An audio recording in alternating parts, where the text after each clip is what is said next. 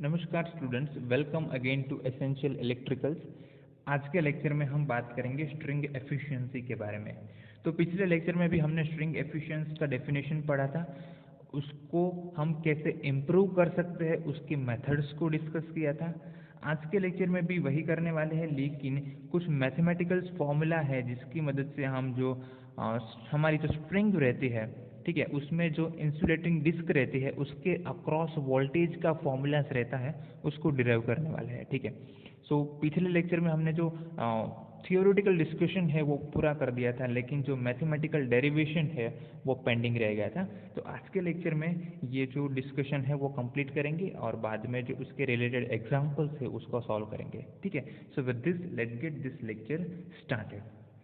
सो हमें फिर से मैं यहाँ पर बता दूं कि स्ट्रिंग एफिशिएंसी हमारी रहेगी, उसका जो फॉर्मूला है वो क्या है, that is nothing but voltage across the string divided by number of disk multiply by voltage across the line unit, or we can say voltage across the disk which is nearest to the conductor। ठीक है, तो हम उसको ऐसे भी बोल सकते हैं। अब यहाँ पर आपको पता नहीं चलेगा कि भाई वोल्टेज अक्रॉस द स्ट्रिंग क्या है, voltage across the disc which is nearest to the conductor क्या है।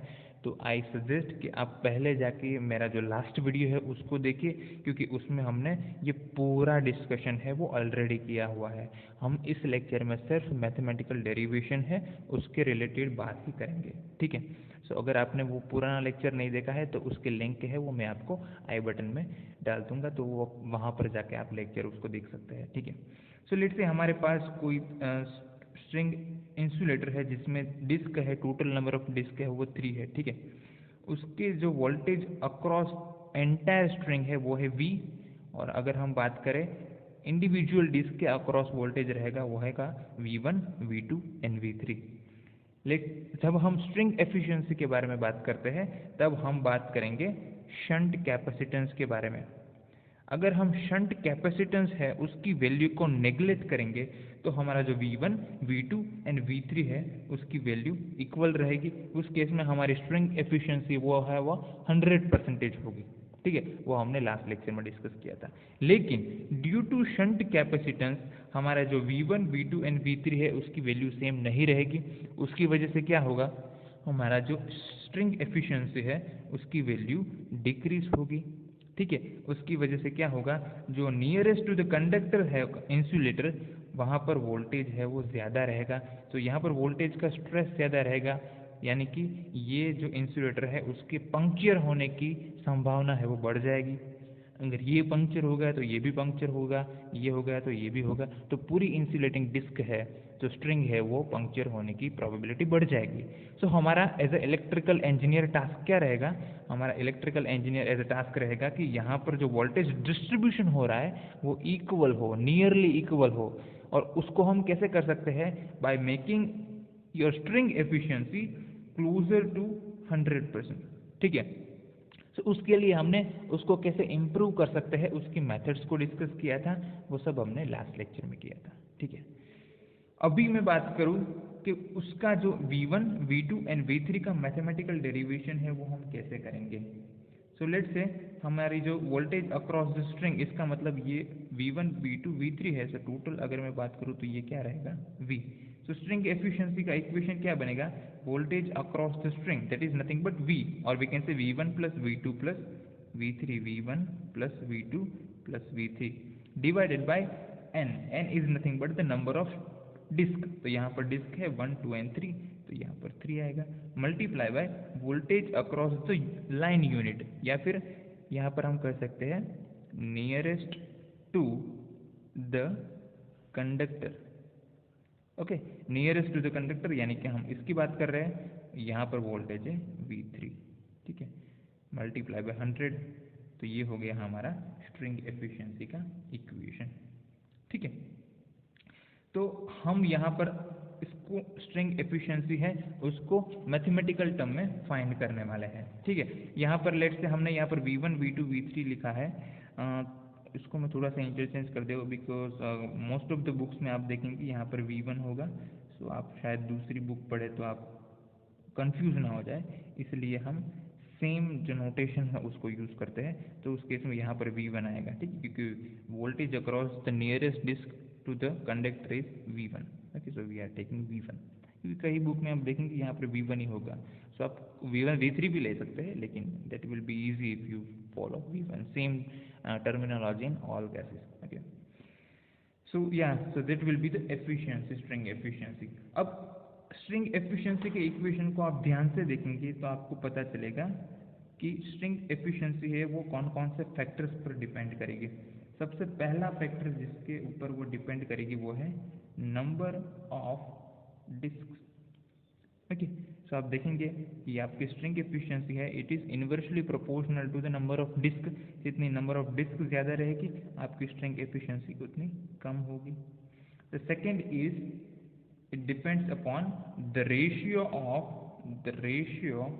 Of your self capacitance divided by shunt capacitance. ठीक है, तो यहाँ पर फिगर में आप ध्यान से देखेंगे क्योंकि यहाँ पर क्या है, ये आपकी इंसुलेटिंग डिस्क है जो कि कनेक्टेड होगी with the help of metallic link. So that will going to produce a capacitor that is C and C because all the values are same. ठीक है, तो यहाँ पर सारे जो सेल्फ कैपेसिटेंस है उसकी वैल्यू C सेम रहेगी। यहाँ पर टावर की बॉडी होगी तो टावर की बॉडी और आपकी इंसुलेटिंग डिस्क की वजह से वहाँ पर होगा शंट कैपेसिटेंस जिसकी वैल्यू रहेगी C1। लेट से C1 है और वो सेम रहेगी क्योंकि ये सब की वैल्यू भी सेम है। ठीक है, उसकी कैरेक्टरिस्टिक सारी डिस्क की सेम है, सो इसकी C1 रहेगी तो ये भी C1 होगा, ये भी C1 होगा। ठीक है, तो ये हो गया आपका शंट कैपेसिटेंस, ये हो गया आपका सेल्फ कैपेसिटेंस। ठीक है, उसका जो रेशियो होगा उस पर भी आपकी स्ट्रिंग एफिशिएंसी है वो डिपेंड करेगी। जितना आपका शंट कैपेसिटेंस कम उसने आपकी स्ट्रिंग एफिशिएंसी ज़्यादा रहेगी। So our task is to eliminate this effect of shunt capacitance. इसकी वैल्यू है उसको हम कैसे एलिमिनेट कर सकते हैं, वही हमने डिस्कस किया था पिछले लेक्चर में, how to improve string efficiency of suspension type insulator. ठीक है, और तीसरा जो फैक्टर रहेगा वो होगा हमारा it's also depends on the weather condition. ठीक है, so the third will be weather condition. So in case of wet weather condition your value of string efficiency will be lower। ठीक है, क्योंकि आपका जो पंक्चर वोल्टेज होगा उस case में वो घट जाएगा। ठीक है, तो आपकी स्ट्रिंग एफिशिएंसी है वो उसकी वैल्यू भी कम हो जाएगी। ओके, तो इन तीन फैक्टर पे आपकी स्ट्रिंग एफिशिएंसी है वो डिपेंड करेगी। अब बात करते हैं डेरिवेशन के बारे में। So let's say these points, ये सब नोड है उसको मैं नोटेशन देता हूँ। So let's say this node is P, this is Q and this node is R। Okay, so we have given the name that is P, Q and R। Now if we apply, अगर हम P node है वहाँ पर KCL apply करेंगे तो हम लिख सकते हैं यहाँ पर, तो इनकमिंग करंट यहाँ पर है I2। So we can write incoming current capital I2, क्योंकि यहाँ पर जो ब्रांच में करंट फ्लो हो रहा है उसको हमने capital I1, capital I2, capital I3 दिया है, और जो शंट कैपेसिटेंस वाली ब्रांच में करंट फ्लो हो रहा है उसको हमने small I1, small I2 and small I3 दिया है। ओके, सो कैपिटल I2 को हम लिख सकते हैं capital I2 is equal to that is incoming current is equal to outgoing current. Outgoing current है हमारे small I3 plus capital I3। So small I3 plus capital I3, very easy. Okay, simple KVL equation हमने लगाया है, sorry KCL। अब current की बात करें, current को हम लिख सकते हैं I is equal to, so अगर हम लिखेंगे V is equal to IR, so I is equal to V by R। ये तो हो गया हमारा in case of resistance. In case of यहाँ पर कैपेसिटेंस है तो हम क्या लिखेंगे, V is equal to I into XC। ठीक है, XC को हम लिखते हैं 2 पाई FC, 2 पाई FC। ठीक है, 2 pi F is nothing but your omega, so we can write that is nothing but omega C।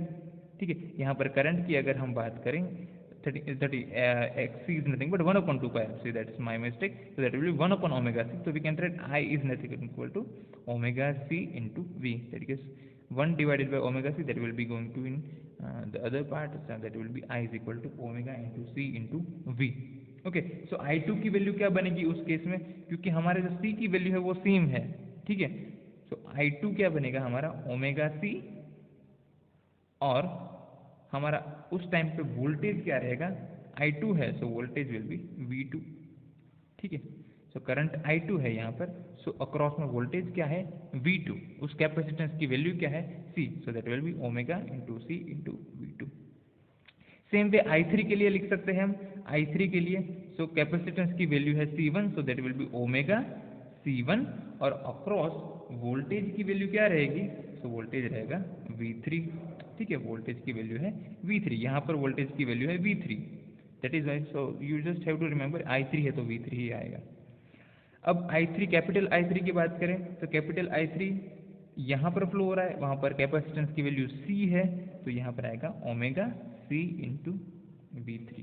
Okay, very easy, we are just writing the equation for current. Okay, अब दोनों side आप देखेंगे omega common है तो omega cancel हो जाएगा. ठीक है, सो और एक टर्म आपको ध्यान रखनी पड़ेगी, ये आपको पता है, the ratio of C and C1 आपको पता है, so that is nothing but C1 divided by C is equal to M. ठीक है, ये आपको पता है, M is nothing but a constant. ठीक है, लेट्स से C1 और C का जो हम रेशियो ले रहे हैं उसकी वैल्यू M है.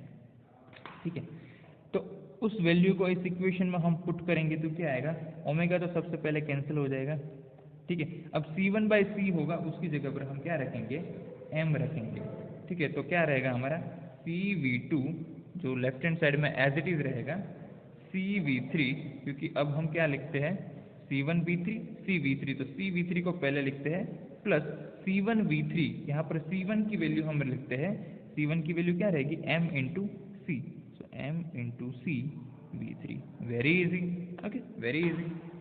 और यहाँ पर V3 कॉमन अब निकलेगा, तो उसको हम क्या लिख सकते हैं, V3 और C दोनों कॉमन निकलेगा, तो हम उसको लिखेंगे C V3 1 प्लस M, और C दोनों साइड से कैंसिल हो जाएगा. I hope you can see, so we can write V2 is equal to V3 1 plus M. This is very important. So your V2, so if you want to find, अगर आप V2 की value find करना चाहते हो तो आप क्या करेंगे, V3 की value multiply by 1 plus M, और M क्या है, M is nothing but your C1, यानी कि आपका shunt capacitance divided by your self capacitance. ठीक है, उसका आप रेशियो फाइंड करेंगे तो आपको M मिल जाएगा. ये दोनों वैल्यू जनरली आपको दी हुई होती है. ठीक है, तो आपको M की वैल्यू इजीली मिल जाती है, और V3 की वैल्यू आपके पास हो तो आप V2 कैलकुलेट कर सकते हैं. ठीक है, ये सबसे पहले हमने फाइंड किया V2 के बारे में. ऐसे हम फाइंड करेंगे V1 की वैल्यू. ठीक है, और बाद में बात करेंगे V3 की वैल्यू. ठीक है, बहुत इजी है, बहुत इजी है, हो जाएगा. अब लेट्स से V1 की वैल्यू फाइंड करनी है, तो हम क्या करेंगे, सबसे पहले नोड P पर हमने KCL लगाया, अब हम नोड Q पर KCL लगाएंगे. ओके, ये आपके सामने रखता हूँ, आई होप यू कैन सी.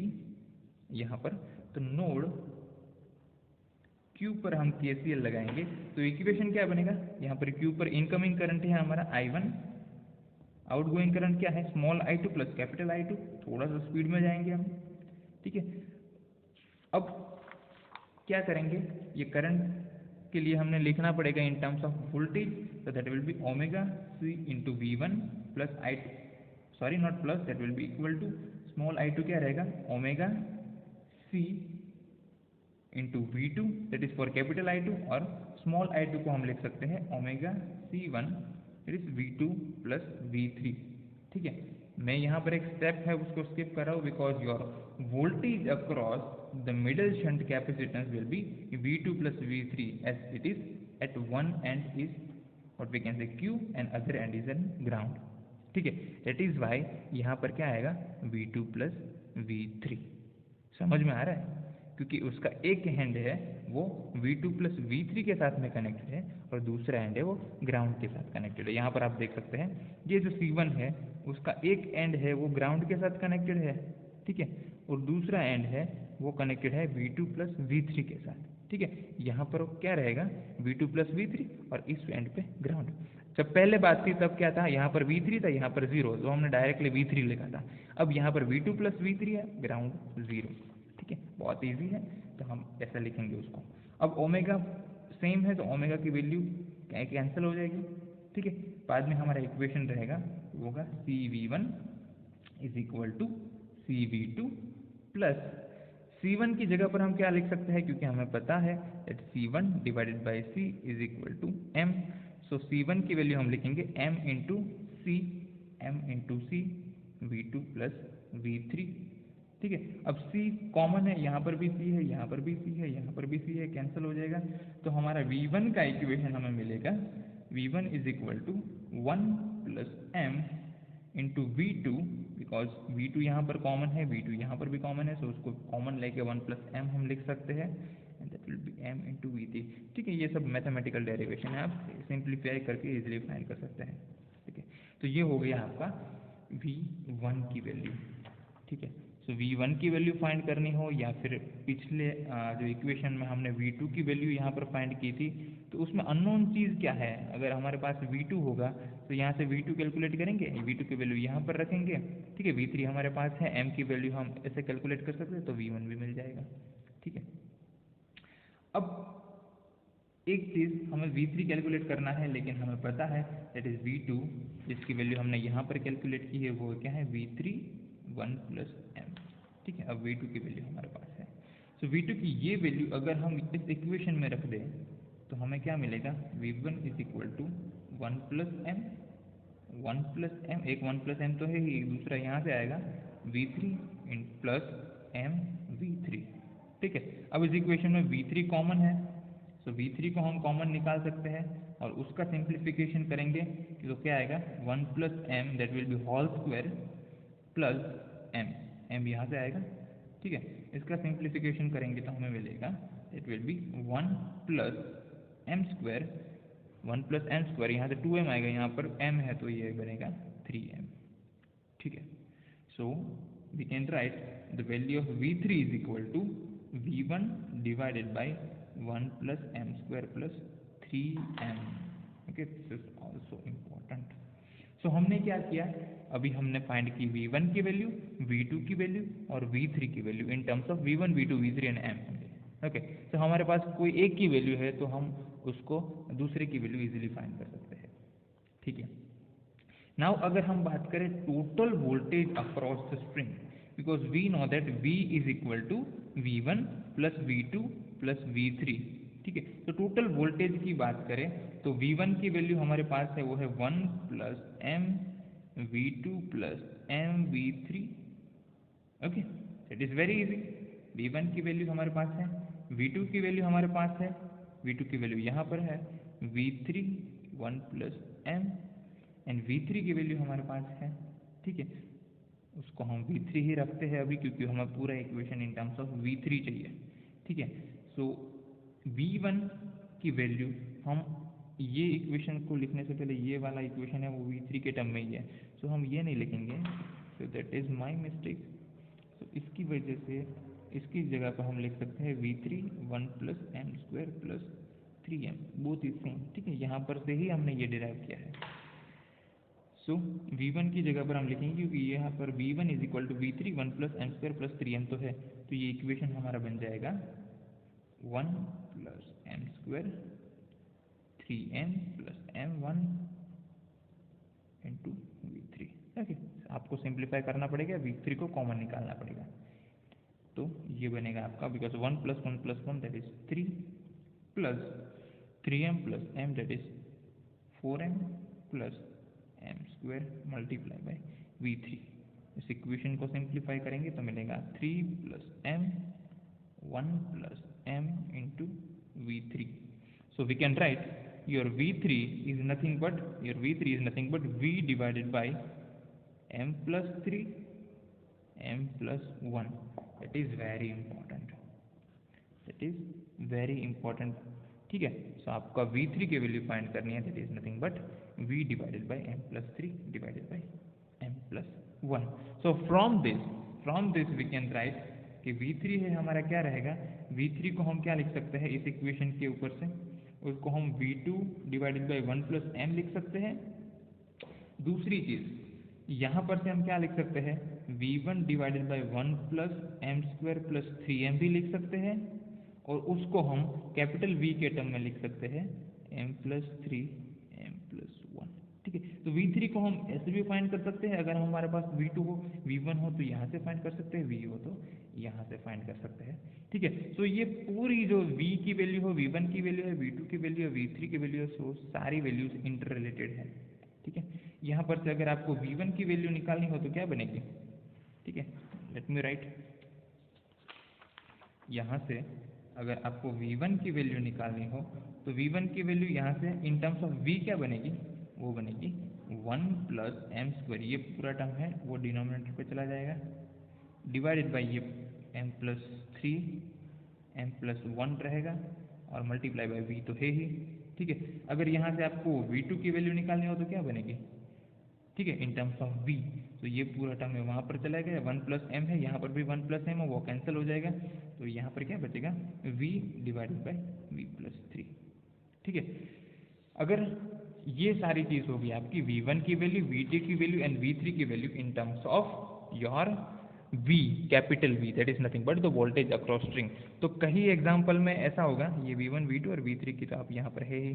ठीक है, कहीं एग्जाम्पल में आपको वोल्टेज अक्रॉस जो स्ट्रिंग है वो दिया है, यानी कि हमारा फेज वोल्टेज दिया है, आपको कई बार लाइन वोल्टेज देते हैं। ठीक है, लाइन वोल्टेज से आप फेज वोल्टेज निकालेंगे, फेज वोल्टेज की मदद से आपको V1 V2 और V3 की वैल्यू निकालनी हो, आपको C1 और C की वैल्यू दी हो तो आप उसकी मदद से C1 बाई C करके M निकाल सकते हो। अगर M निकल गया तो आप V1 V2 और V3 की वैल्यू इजीली फाइंड कर सकते हो, क्योंकि आपके पास V है।